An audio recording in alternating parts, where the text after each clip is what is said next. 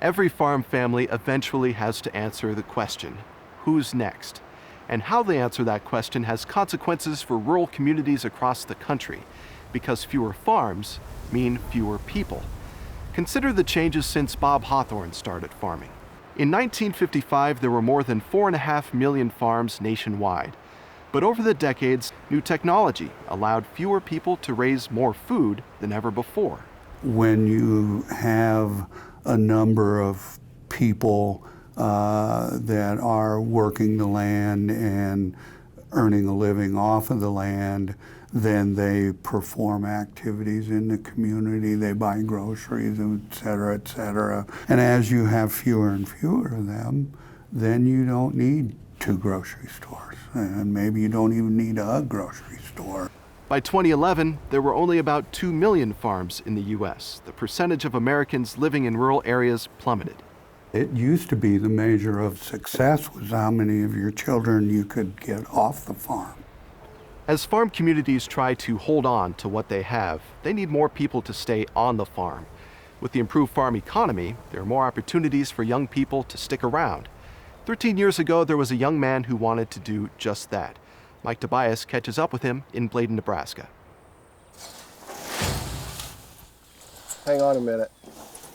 What do we got in here? It was the summer of 2000. Kelly and Riley Skurdlant had a lot on their minds. At this moment, whether a skunk was hiding inside irrigation pipe. But long term, they were both thinking about the future of the Skurdlant family farm. Come on, Mischief!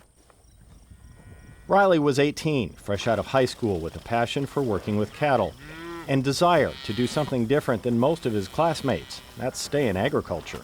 A lot of people tell you if they could sit in an office and make money, they would, but I'd rather work from sun up to sundown for it and sweat it out. Come on, girls!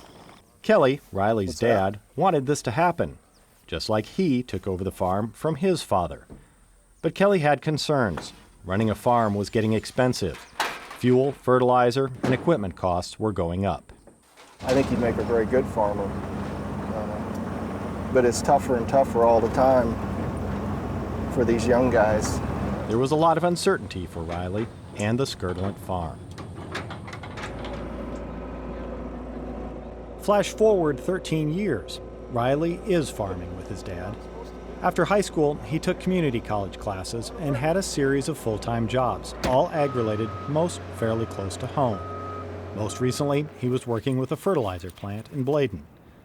In one way or another, he also stayed involved with the farm, gradually starting to make more management decisions, especially involving livestock.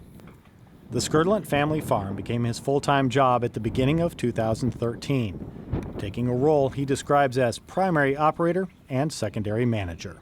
Dad finally decided he was getting too old to do a lot of it and wanted to slow down just a little bit. So I think the last couple of years I've been planting a lot for him, and a lot of hours at night after I'd worked all day over there, I'd come home, plant half the night for him, and I think he could see it was kind of getting worn down on me and my family and everyone else. So I think it was time that we did something different. Certainly having him back on the farm, really, literally back on the farm, is a big difference. And although we are at times in conflict about management, and probably not as much conflict as he thinks, but it's just amazing to have him here. Kelly, in his early 60s, calls this an evolution of the Skurdlant farm, similar to the way he took over the operation from his father. It's a typical way farms change hands, and the typical way young people enter agriculture.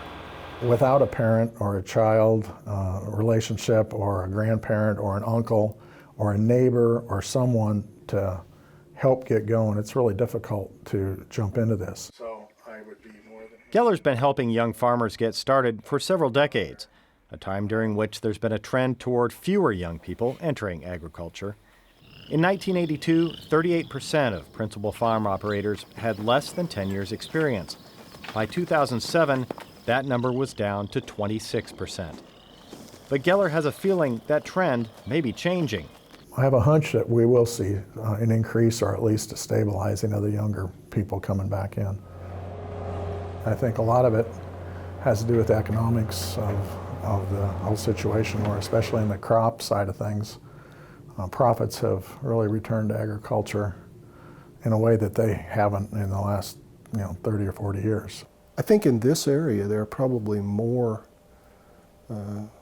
younger guys Riley's age, in that 30 to 35 range, that are staying in ag. That's just an amendment. It can be an amendment to the lease. You just add it on to what you have. At a workshop for beginning farmers and ranchers, Angie Miller is talking about leasing pasture land. With rapidly rising ag land values, access to land is one of the big barriers for beginning farmers. Miller, an attorney who works with a beginning farmer program, says that's why it's important to have programs that help. Nebraska is the first state to pioneer what's called our beginning farmer tax credit, which allows for a beginning farmer to have a 3-year lease with an established producer generally.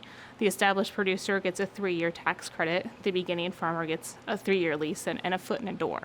When I started farming, the thing to do was you go out and buy some ground. You buy the land and maybe share some machinery for a while and maybe rent a quarter or two of ground to go with that. Today that buy the land thing looks like it's coming 5, 10, 15 years down the road before they're able to generate enough capital to come up with that down payment so they can cash flow that land purchase. Land isn't an issue for Riley Skurdlin. The family has about 1,800 acres. That's large for a family farm in the United States. Here they grow corn, soybeans, and wheat and run about 150 head of cattle. Now the challenge is the transition, or evolution, as Kelly Skurdlin calls it. I think it's the lack of communication that really is when we see transitions begin to fail. Whether you're family, relation, or even if you aren't family related, you need to figure out a way to talk about a lot of things. Expectations in the generations tend to be quite a bit different. Transitions can be formal or informal. The latter, common in family operations, would probably best describe how Riley and Kelly are doing business. There's a lot of old ways of thinking and new ways of thinking kind of coming together that don't really like to agree a lot of times. When you work together in this kind of an operation, I think you're going to have differences. We're both not the best of communicators. It's going to be kind of fly by our seat of our pants, I think, really. It's probably the most wrong plan you could have in place, but that's kind of the way we're going to go with it, I think. We probably both have a quick trigger, but things never last very long between us. It's done and over, and then we go on and get the job done. So that's probably not the way you would have someone write it out on a piece of paper for you to do this, but I think it's going to work for us.